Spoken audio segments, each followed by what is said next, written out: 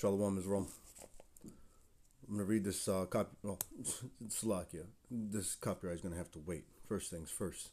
I want to give all praise, honor, and glory unto Yahweh, Bahasham, Yahweh Shai, Bahasham Rakakwadash. Next, double honors to the elder apostles and to the elders of Great Millstone who rule well. Peace and salutations to the hopeful elect that are scattered abroad, even scattered amongst the heathen nations that take on the appearance of those heathen nations, because this is not a black thing. This is also not a religion of this world, but this is our heritage. It's our lineage. It's our bloodline. It's our race. It's our ethnicity. It's our culture. It's our history, which is no longer a mystery, and it is the promises of Israel's future. This is Hawashai Nawana, coming at you with a quick lesson. Hopefully it's to the point and edifying. And I'm going to start off with a scripture first, all right? And then we're going to go ahead and dive into it, all right? This is going to it's going to basically be around the thoughts that I was having for the last day or two, running across a scripture, and this is that scripture, and this lesson is geared around this. This is Proverbs, the 29th chapter, and the 7th verse, and it reads, "The righteous considereth the cause of the poor, but the wicked regardeth not to know it." Okay, and when I heard that, obviously, I mean, plain and simple, went on ahead and got a couple things, and then, oddly enough, and then here comes this song running across my feed. It's Phil Collins, "Another Day." All right, and if you haven't heard the song, definitely, it's a must listen to. All right, it's an oldie, it's a goodie. All right, but I'm gonna read this one more time, and we're gonna hear Phil Collins out. All right, Proverbs the 29th chapter and the 7th verse: "The righteous considereth the cause of the poor, but the wicked regardeth not to know it." Okay, and this is our love, and this is the best that we can do for those that are in poverty. Okay, by preaching this word and by chancing down this place every opportunity we get. All right, without further ado, this is a copyright disclaimer. This channel may use some copyrighted materials without specific authorization of the owner, but contents used here falls under the fair use copyright disclaimer under Section 107 of the Copyright Act of 1976. Allowance is made for fair use for purposes such as criticism, comment, news, reporting, teaching, scholarship, and research. Fair use is a use permitted by copyright statute that might otherwise be infringing.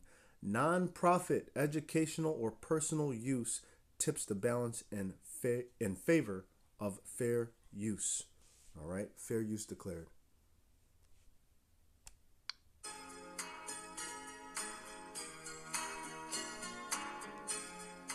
Song makes some people cry and others angry. It was his most political song and his most controversial. Collins, known for his soft pop, released a song denouncing indifference toward the homeless. He was called a hypocrite for singing about poverty while being a millionaire. His response was clear: "It's precisely because I have a platform that I must speak out about this." He wrote it after seeing a woman sleeping on the floor, ignored by everyone in London. He said it was an awkward moment. That's how the song was born. The video was shocking for its time. Real images of homeless people contrasted with everyday urban life. It was one of the first pop videos to show social reality without filters. It was the last #1 hit of the 80s and the first of the 90s. It won the Grammy for Record of the Year and became an uncomfortable but necessary anthem. What do you think? Did Phil Collins really get the message across? Or was he a hypocrite singing about poverty from his mansion? It's another day for you.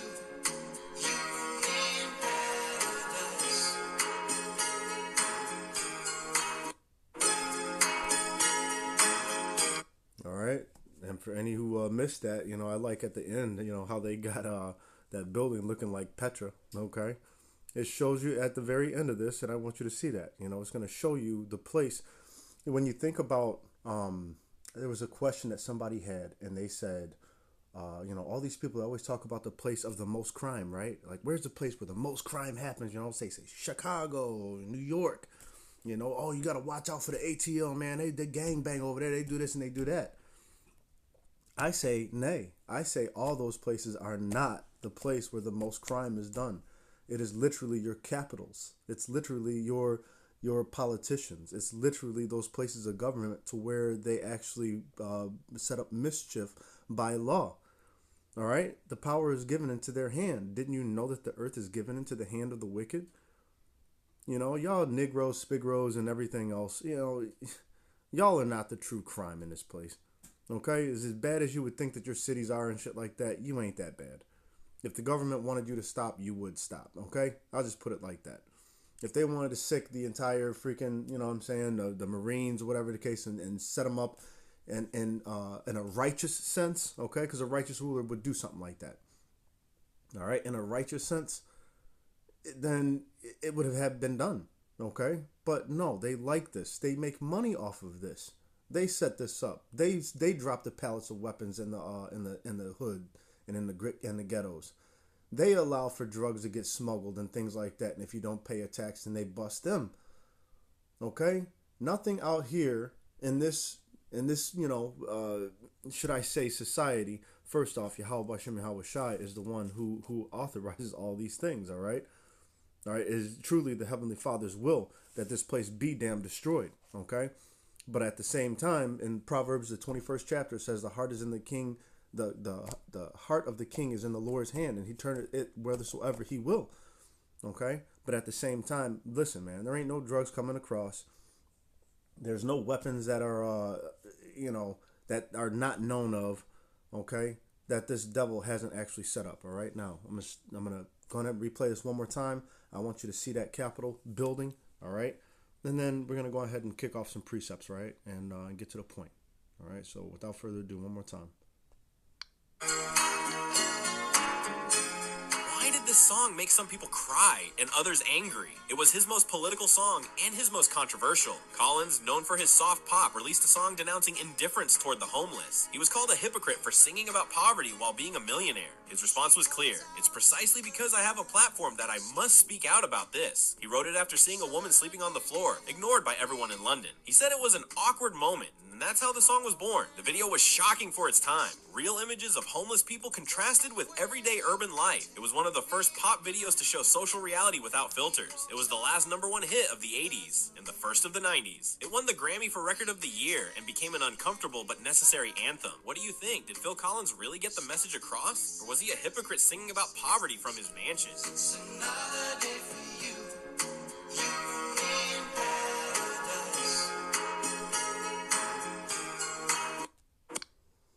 All right. Yeah. And we all know that saying, you know, how you doing today? Oh man, shoot, just another day in paradise, right? You know what I'm saying? And Slovakia. All right, yeah, just another day in paradise, right? But with that, let me go on ahead, and I ran across something as I was putting the lesson together, and I said, you know what? Let me get a scripture, and I was thinking of one entirely, and I was like, no, I can find a better one, and I found a better one, and I said, let me get this definition. All right, let me get that definition of paradise, and here we go. Let's go to the blue letter, and let's go to Revelation, the 2nd chapter, and the 7th verse. All right, you tap on the 7th verse, you go to the interlinear, you go down until you find paradise, and that is the G, and that is for the Greek. That shit we don't like. All right, but at the same time, what does it say? Strong's G 3857, Paradisos. Paradisos. All right, Paradisos. So check this shit out, right? It says, among the Persians, a grand enclosure or preserve, hunting ground, park, shady and well watered, in which wild animals were kept for the hunt. It was enclosed by walls and furnished with towers for the hunters. Check that out. All right. Now, at the same time, you know what I'm saying, you go down, it's got a couple others, and then you read, you know, at the last, on the 5th, it says heaven, all right? But I'm going to stick with that first one, and we're going to go ahead and do this lesson, all right? But we're looking for the true paradise, which is the heaven, all right? And this heaven to be dissolved with fervent heat, all right? We look for the immortality to come. This is not the real paradise, all right? So, once again, you know, let's get over here to James, the 5th chapter, in the first verse, and it says, "Go to now, ye rich man, weep and howl for your miseries that shall come upon you. Your riches are corrupted, and your garments are moth-eaten. Your gold and silver is cankered, and the rust of them shall be a witness against you, and shall eat your flesh as it were fire. Ye have heaped treasure together for the last days. Behold, the hire of the laborers who have reaped down your fields, which is of you kept back by fraud, crieth. And their cries and the cries of them which have reaped are entered into the ears of the Lord of Sabaoth." That word goes into armies. Okay? Let's go on ahead and let's get something else nice for our ears to hear. In that time when Phil Collins had made that song there is in 1989. Let's go to the AI overview of 1989, right? Going back a little far, right? 1989. Let's see what it says here as far as homelessness at that point in time. AI overview reads, estimates for the number of homeless people in the U.S. in 1989 varied significantly, with some reports suggesting at least 3 million Americans were homeless at some point, while others cited figures around 2 million, highlighting a substantial crisis driven by a shortage of affordable housing and economic factors. Key studies noted increases, with one survey showing an 18% rise from 1988 to 1989, indicating homelessness was a growing national problem. Okay? Let's put in how many homeless in 2024. All right? And I put this in already, and they're a damn lie. Okay? How do you think you're going to run from the Lord? Liars. Let me read this number to you. Now, we just read 3 million, right? In 89. Now it's say in 2024, a record high of approximately 771,480 people, okay, have experienced homelessness in the U.S. on a single night. An 18% increase from 2023, according to HUD's annual homelessness assessment report, which is bullshit, man. They lie. It's a damn lie. Because then if you go on, it say that there was more than 1.5 million that stayed in a homeless shelter. So what the hell are y'all talking about? Liars. It says approximately 771,480. Then it say that the people that have stayed in homeless shelters were over 1.5 mil. Dumbasses, man. Y'all can't hide from the Lord, man. Let's go ahead and get back to some of these scriptures, man. Behold, the hire of the laborers who have reaped down your fields, which is of you kept by fraud, crieth, and the cries of them have reaped, Salakia, and the cries of them which have reaped are entered into the ears of the Lord of Sabaoth. Ye have lived in pleasure on the earth, and been wanton. Ye have nourished your hearts as in a day of slaughter. What did it say about paradise? Now, what was that song? Another Day in Paradise? What is their paradise? Have you ever seen how happy a damn Caucasian man is smoking a freaking animal with his tongue hanging out his mouth, holding him up by the antlers, smiling, cheesing all the way back to the home, gutting them, really don't even care about the parts. He's just talking about, look at how big this buck is. Yeah, I killed that damn monster. Elephants for their ivory. Lions just for the sport. Have you not seen how happy they are? It's just another day in paradise. What did the word paradise mean in the Greek? It says, among the Persians, a grand enclosure or preserve, hunting ground, a park, shady and well watered, in which wild animals, which is likened unto the nations of the people, right? In Habakkuk, in the first chapter, it talks about how he catches them in their drag. He catches them all with the angle, We might get it. Okay? Therefore, he rejoices and is happy at his drag. What's the drag? It's likened unto throwing a net, and you drag it, and then you pull that net up, and that net is huge. It's fat. It's full of all kinds of shit. And to him, and to this devil, his desire is as hell. He heapeth unto himself all people. So it also says in that same, it says, will he not continue to slay the nations? Was he going to empty his net and not continue to slay the nations? This is his paradise. He's been given the fatness of the earth. The earth has been given into the hand of the wicked. Among the Persians, a grand enclosure or preserve, hunting ground, park, shady and well-watered, in which wild animals were kept for the hunt. It was enclosed by walls and furnished with towers for the hunters. I mean, damn, man. Ye have lived in pleasure on the earth and been wanton. Ye have nourished your hearts as in the day of slaughter. Ye have condemned and killed the just, and he doth not resist you. Be patient, therefore, brethren, unto the coming of the Lord. Behold, the husbandman waiteth for the precious fruit of the earth, and hath long patience for it, until he receive the early and the latter rain. The kingdom, man, hastening unto the day of the kingdom of Yahweh B'Hashem Yahweh Shai, because this place is smoked, man. Let's go to the book of, he's a bloodshedder. And don't forget, America goes into the land of bitter, okay? Goes into bitter. Let's go to, you know what? Let's go back there to Proverbs 29 real quick. So I believe there was more to it. Proverbs 29, and I was at 7.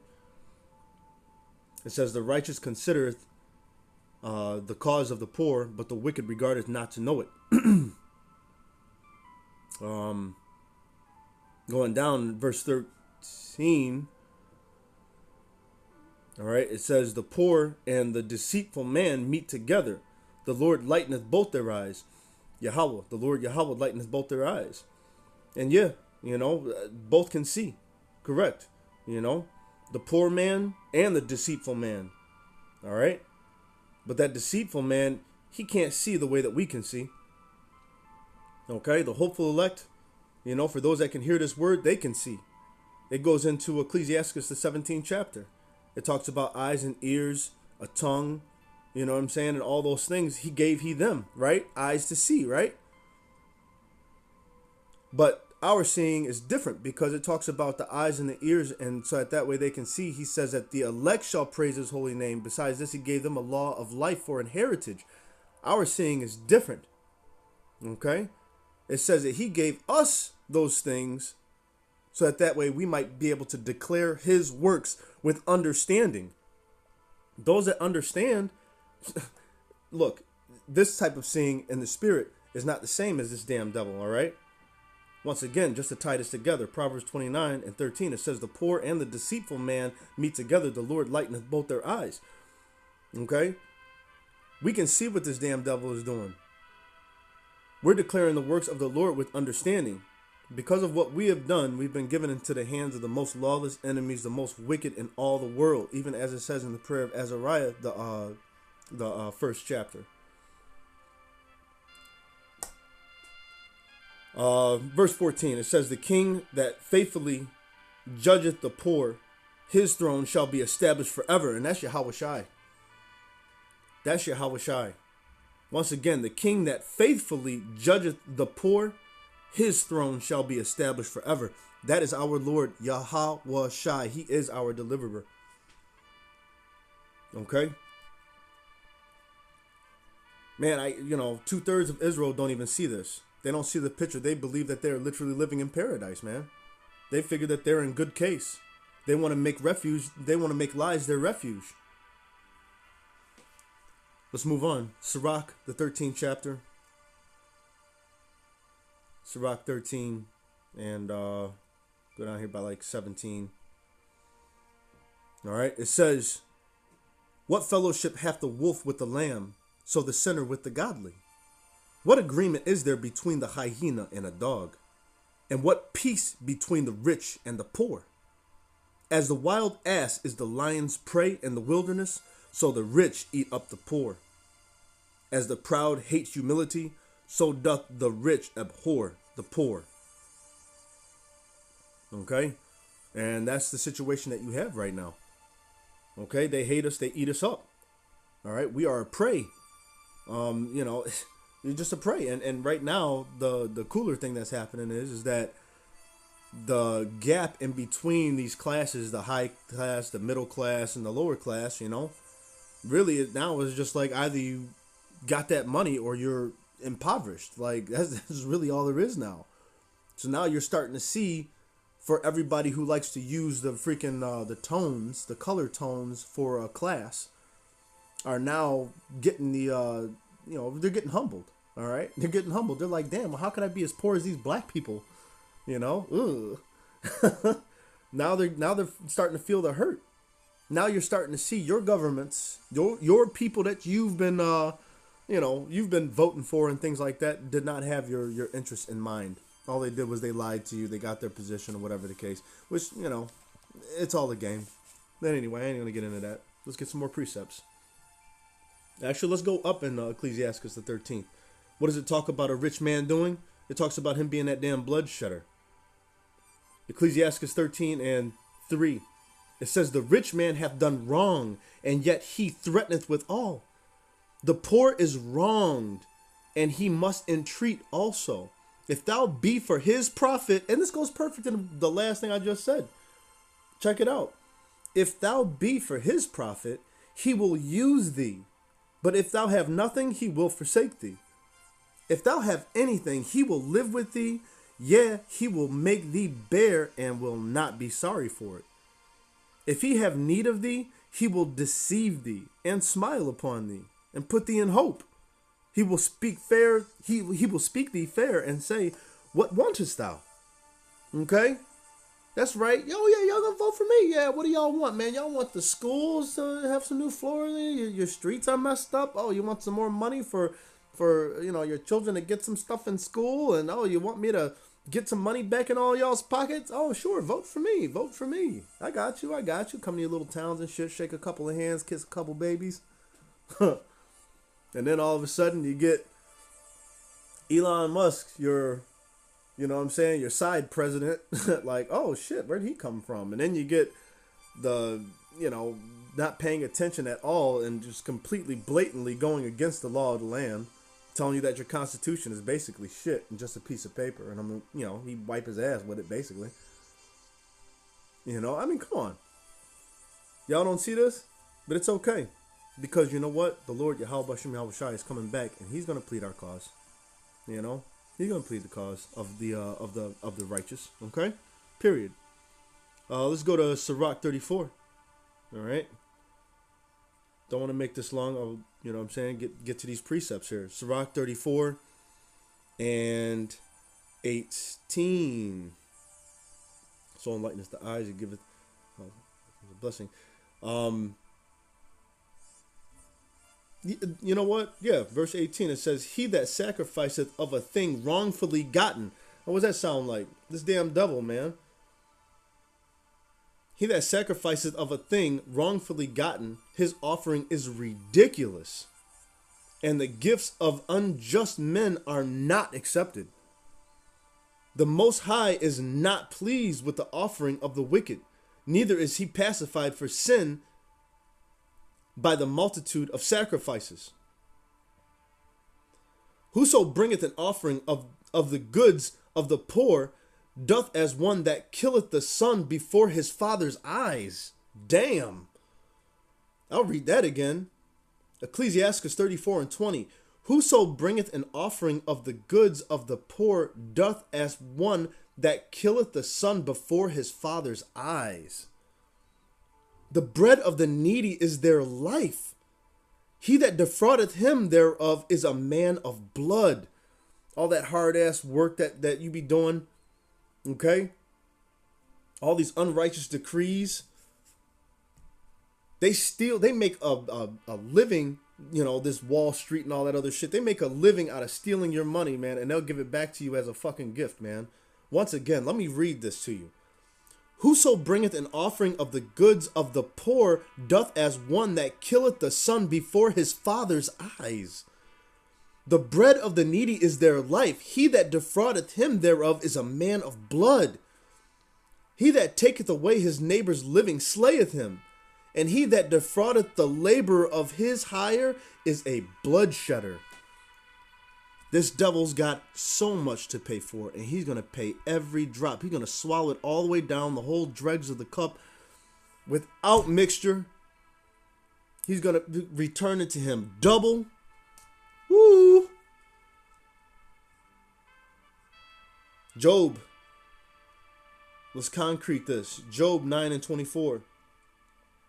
What does it read? It reads, the earth is given into the hand of the wicked. He covereth the faces of the judges thereof. If not, where and who is he? We know who he is. Then shall that wicked be revealed. All right. Let's go to Matthew. Matthew, the 6th chapter. And the 19th verse, So, hey, we know what the deal is. All right. But here's some warnings to us, Israel. All right. And for those of you that know this truth, all right, let's hear the rest of these precepts here, and let's go ahead and shut it down. This is Matthew 6:19. Heavenly Father, Slakia. Here. Okay, here we go. It says, Matthew 6:19, it says, lay not up for yourselves treasures upon earth, where moth and rust doth corrupt, and where thieves break through and steal. Let me read that again. Lay not up for yourselves treasures upon earth, where moth and rust doth corrupt, and where thieves break through and steal. But lay up for yourselves treasures in heaven, where neither moth nor rust doth corrupt, and where thieves do not break through and nor steal. For where your treasure is, there will your heart be also. Okay? So we don't look for the treasures upon this earth. We have been warned about the treasures upon this earth. All right? Gold and things of that nature. What does it say? It says a man that shall not be justified. That's Sirach, I believe, 30 or 31. I'm going to read a little bit of this, Ecclesiastes 31 and 1. It says, watching for riches consumeth the flesh, and the care thereof driveth away sleep. Watching care will not let a man slumber, as a sore disease breaketh sleep. The rich hath great labor in gathering riches together, and when he resteth he is filled with his delicates. The poor laboreth in his poor estate, and when he leaveth off he is still needy. Tell me that's not the truth. Okay, and you know that they were lying about those numbers in poverty, and for those that are impoverished. But the righteous consider these things. And that's why we're talking about it. We're hitting these scriptures, man. This is what we don't want. No God of the community. Community ain't doing shit. All right. You trying to raise up a damn neighborhood ain't doing shit. You trying to grab some freaking land grab ain't shit. You don't own nothing. The earth has been given into the hands of the wicked, man. And with their laws and legislation and things of that nature, it is not for you to pass at this point in time. You can't. It is of the Lord, ordained of the Lord, man. You just doing that. You trying to fight against the Lord, man. It's ridiculous. And you trying to get those land grabs and shit like that, that's literally you happily fighting against the Lord.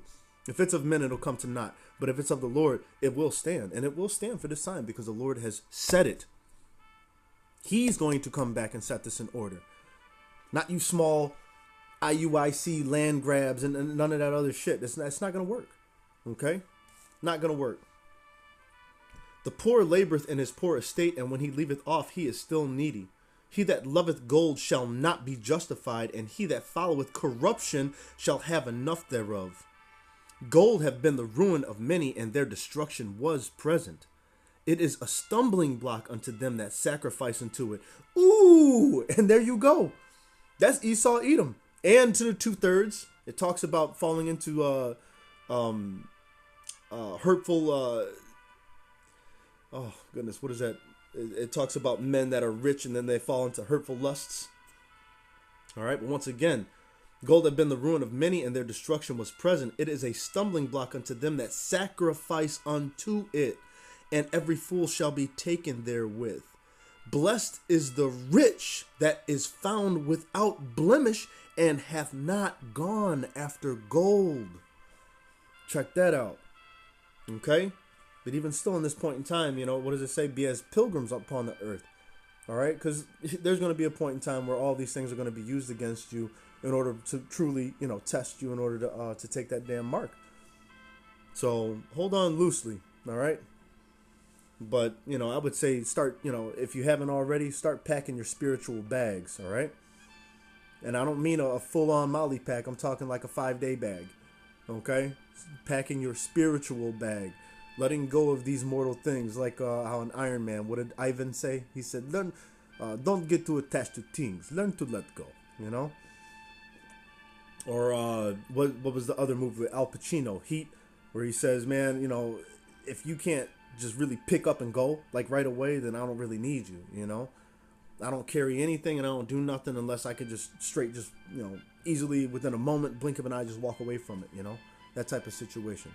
That's what I mean. Start packing your spiritual bags, get your mind right, get your mind ready for what's to come.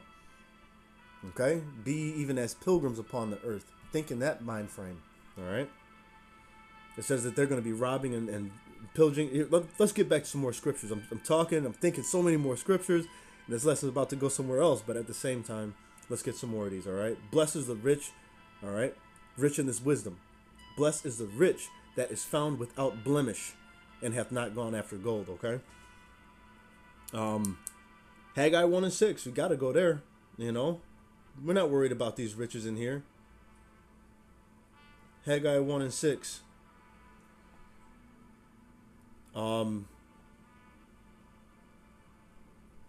Here we go. Haggai 1 and 4. Haggai 1 and 3. All right. It reads, Then came the word of the Lord Yahweh by Haggai the prophet, saying, Is it time for you, O ye, to dwell in your sealed houses, and this house lie waste? Now therefore thus saith the Lord Yahweh of hosts, Consider your ways. Ye have sown much, and bring in little. Ye eat, but ye have not enough. Ye drink, but ye are not filled with drink. Ye clothe you, but there is none warm. And he that earneth wages to put into a bag with holes. That goes into Baruch, the 3rd chapter, around the 8th verse. We're still yet this day in our captivity, subject unto payments and all the things that, that this devil requires. It says also and prophesied that we will, do all these things in the one of hunger, food, clothing, all of it. All right. Thus saith the Lord of hosts, consider your ways. Okay. So we have to consider our ways. There's still the curses. All right. Moving on. I don't think that needs much explaining. It explains itself. You tell me what your checks look like. What's in your wallet? What's your bank account look like? How much taxes are you paying? Do you, it's terrible, man. It's terrible. All right. The rich have done wrong. Okay. And the poor is done wrong, man. 1 Timothy 6.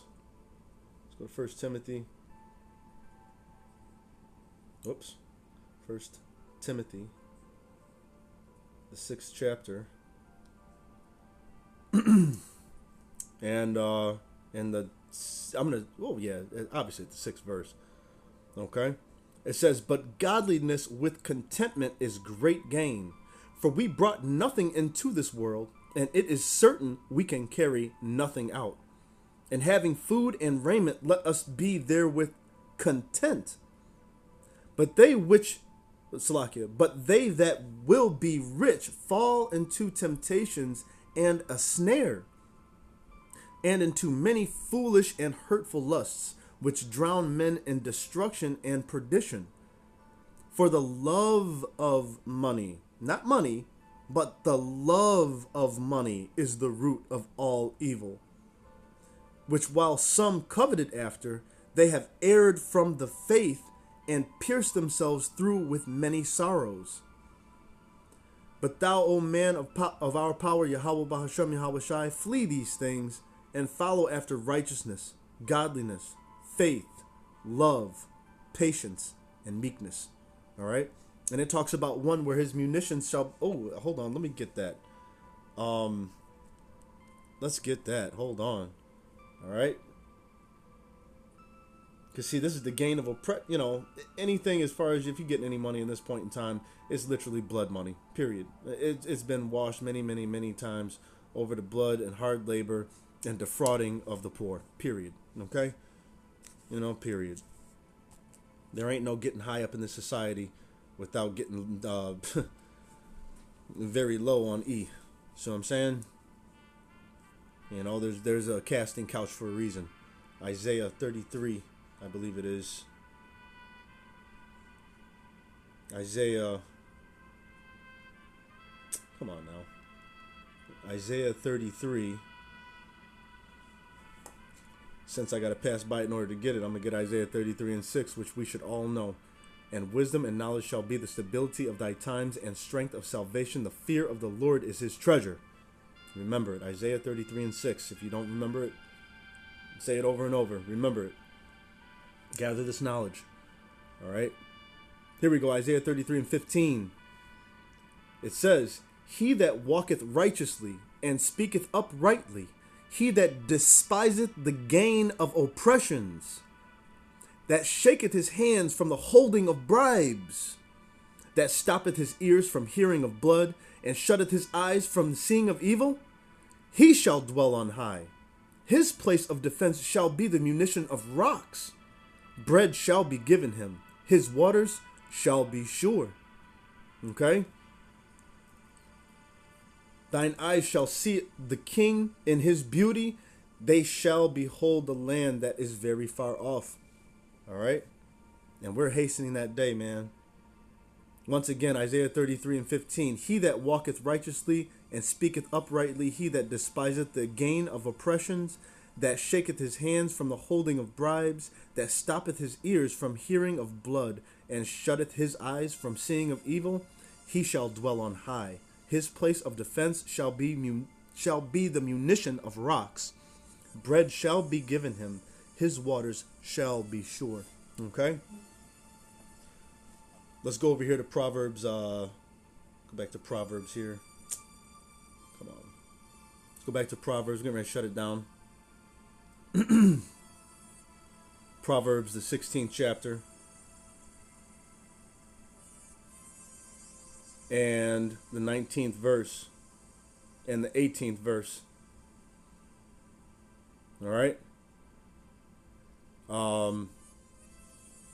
It says, pride goeth before destruction, and a haughty spirit before a fall.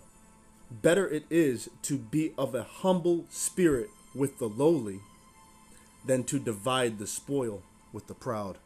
And that's all they've done. The proud, all right? Esau, Edom, all right? The proud, he has done nothing but spoil nations. Doesn't it talk about him spoiling nations? Does it talk about he will be booties unto them? All right? So, yeah, we don't want to divide no damn spoils with this turd, man. Look at what he's done into the earth, man. Once again, better it is to be of a humble spirit with the lowly than to divide the spoil with the proud, all right? And the 2/3, they're trying to divide and trying to get some spoil with the proud. We don't want no damn spoils. We don't want this place. Hey, look, like my man say right here on the sign. Look at the screen. It says, keep your coins. I want change. You got me? We want change, bro. So keep your damn coins. Your fiat currency. All right. It would only be good to go over here now. Oops. I'll call you right back. Slack you 1 second. Send a message really quick. I'll call right back. Okay. Let me get back over here. All right, let's go to Revelation 2 and 7. It's only right that that we get over here and end with that. Revelation 2 and 7. And it reads, he that hath an ear, let him hear what the Spirit saith unto the churches. To him that overcometh will I give to eat of the tree of life, which is in the midst of the paradise of our power. Yahweh, Bahasham, Yahweh Shai. Okay? And I'm going to read that again for the concreting of that. All right. He that hath an ear, let him hear what the Spirit saith unto the churches. To him that overcometh will I give to eat of the tree of life, which is in the midst of the paradise of our power, Yahweh Bahasham, Yahweh Shai. All right. And, hey, with that, I want to give all praise, honor, and glory unto Yahweh Bahasham, Yahweh Shai, Bahasham Rakak Vadash. Next double honors to the elder apostles and to the elders of Great Millstone who rule well. Peace and salutations to the hopeful elect that are scattered abroad, even scattered amongst the heathen nations that take on the appearance of those heathen nations. This is not a black thing. This is also not a religion of this world. But yet this has been given unto the congregations of Jacob as an heritage. Okay? It is our race, it's our nationality, it's our lineage. All right, it's our bloodline. It's our history, which is no longer mystery, and it is the promises of our future. This is Hawashai Nawana, and once again, stay prayed up, Abaratazah. Until next time, Shalom. Let's play this one more time, and that'll be it.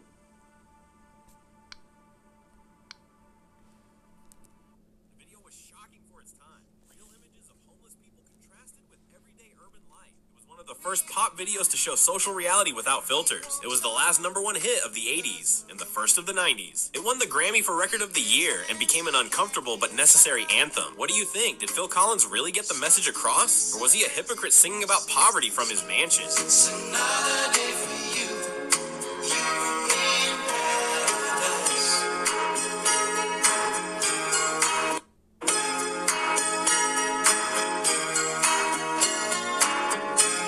Why did this song make some people cry and others angry? It was his most political song and his most controversial. Collins, known for his soft pop, released a song denouncing indifference. Look at their faces, man.